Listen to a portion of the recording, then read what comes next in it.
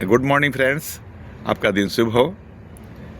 आज जिस विषय पर हम चर्चा करने जा रहे हैं, ये हर गांव में, हर कस्बे में, यहाँ तक कि शहर में ज़मीन संबंधी जो विवाद हैं वो बढ़ते ही जाते हैं।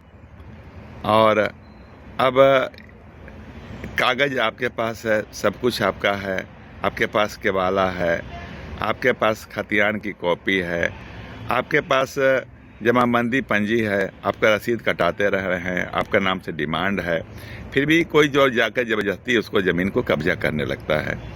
तो इस कब्जा को हम कैसे हटा सकते हैं? देखिए, पहले मतलब सीआरपीसी थी।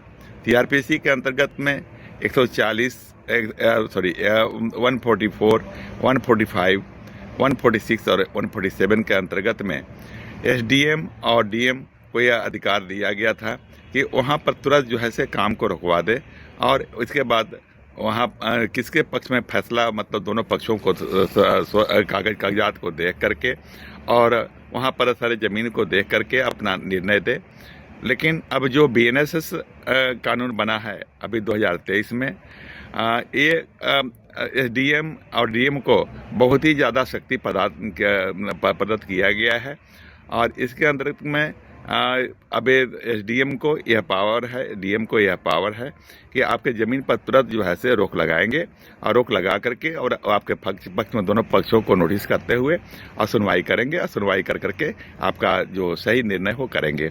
तो इस तरह से जो विवाद बार बार मतलब हो रहा था, उनको कम करने के लिए इस कानून में बहुत ही प्रभावी कदम उठाने के लिए कहा गया है। तो मैं कहूँगा कि मतलब वो ज़मीन पर विवाद न कर करके आप कानूनी तरीका अपनावें और निदान पाएँ, ताकि कोई भी, चूँकि ज़मीन एक सिविल मामला है, सिविल मामला किसी तरह से क्रिमिनल मामले में कन्वर्ट न हो, ताकि जब मांगने लेने कुछ गए थे और हो कुछ जाएगा, ये चीज़ नहीं होनी चाहिए। मेरा तो यही निवेदन होगा, मेरा यही अपील है। इसलिए जो है से मैं भी चूँकि यहाँ एक कई बार एसडीएम रह चुका हूँ, कई बार एलआरडीसी रह चुका हूँ, तो ये मैं नहीं चाहूँगा कि कोई आदमी मतलब इस तरह से भुगतभोगी हो जाए। तो मैं एक कानून के बारे में आपको जानकारी दे रहा हूँ। ज़मीन पर अवैध कब्जा, तुरंत एक कानूनी कदम उठाएं। भारत में ज़मीन से जुड़े विवाद आम हैं, खासकर जब आपकी अनुपस्थिति में कोई आपकी संपत्ति पर अवैध कब्जा कर ले। ऐसी स्थिति में लोग अक्सर घबरा जाते हैं और समझ नहीं पाते हैं कि तुरंत क्या करना चाहिए।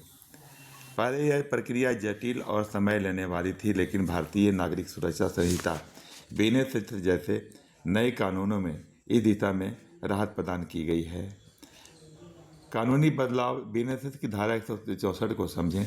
पहले जमीन विवादों को दंड प्रक्रिया संहिता की धारा 145 के तहत निपटाया जाता था। अब यह प्रावधान बीएनएस की धारा 164 में शामिल है। इसका मुख्य उद्देश्य है कि जब जमीन, पानी या अन्य सीमाओं से जुड़े किसी विवाद के कारण शांति भंग होने का खतरा हो, तो एसडीएम या डीएम इस विवाद को तुरंत नियंत्रित कर सकते हैं। इसके लिए आपको क्या करना चाहिए? आप इस जो अवैध कब्जा की जल्दी जानकारी मिले, इन कदमों को तुरंत उठाएं। आप सबूत इकट्ठा करें, जैसे तस्वीरें और वीडियो, जहां पर कब्जा ये हो रहा है, अवैध कब्जा हो रहा है, तो उसका बनाएं। और जो दस्तावेजी सबूत है या जो गवाह है, उनको इकट्ठा कर रखें। और जैसे सेल डीड, अगर आपने केवला से ज़मीन खरीदा है तो सेल डीड की कॉपी रखें। और जो डिमांड पंजी है, जमाबंदी पंजी है, उसकी कॉपी रखें। उत्तराधिकारी दस्तावेज है, उसको रखें।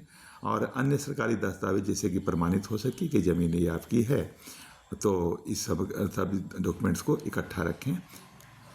इसके अलावा तुरंत इस संबंध में, अवैध कब्जा के संबंध में पुलिस को सूचना दें, एफआईआर दर्ज करें, उसमें खाता, प्लॉट ज़मीन का और एरिया लिखें और उसकी चौहद्दी लिखें। और जो व्यक्ति इस पर कब्जा अवैध कर रहा है, उसका नाम, पता स्पष्ट रूप से उल्लेख करें। यदि लोकल थाना नहीं कार्रवाई करती है, तो आप जिला के पुलिस अधीक्षक के पास आवेदन दे करके अनुरोध कर सकते हैं। लेकिन इसका सबसे प्रभावी कदम है कि आप एसडीएम कोर्ट में अपना जो भी सब डिवीजन है वहाँ के जो एसडीएम है उनके कोर्ट में बीएनएसएस की धारा 164 के तहत याचिका पटिशन दायर कर सकते हैं। और उस पटिशन में आप अवैध कब्जे की जानकारी और उसे शांति भंग होने की आशंका का उल्लेख करेंगे। एसडीएम दोनों पक्षों को जो अवैध कब्जा कर रहे हैं और जिसका वास्तविक ज़मीन है, ये दोनों को नोटिस करके और दावा और सबूत आपसे मांगेंगे और उसका निरीक्षण करेंगे, जांच करेंगे।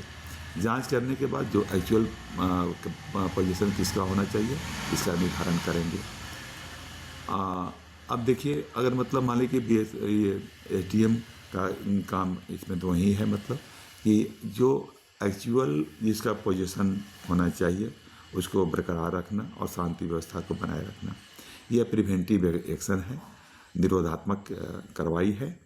लेकिन अगर इसमें मालिकाना हक की बात करेंगे कि ज़मीन पर वास्तविक मालिकाना हक किसका है, तो यह एसडीएम के क्षेत्राधिकार से बाहर की बात है। इसके लिए आपको सिविल कोर्ट में जाना होगा और सिविल कोर्ट ही तय कर सकता है कि ज़मीन का वास्तविक मालिक कौन है।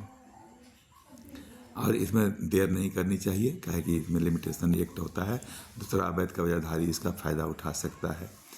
तो अब ये वीडियो मैंने आपकी जानकारी के लिए बनाई है। और अगर जो लोग हमारा मेरा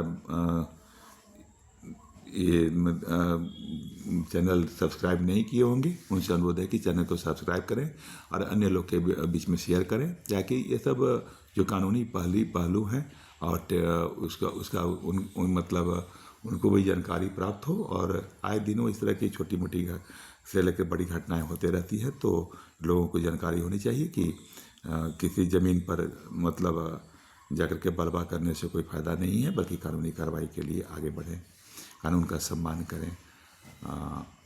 और साथ साथ इस वीडियो को लाइक करें और बाकी लोगों के बीच में शेयर भी करें जानकारी देने के लिए। तो यही अनुरोध के साथ आपको मैं आज का दिन काफ़ी अब शुभ हो, ये मतलब इच्छा व्यक्त करते हुए मैं आपको बहुत धन्यवाद करता हूँ। Thank you sir.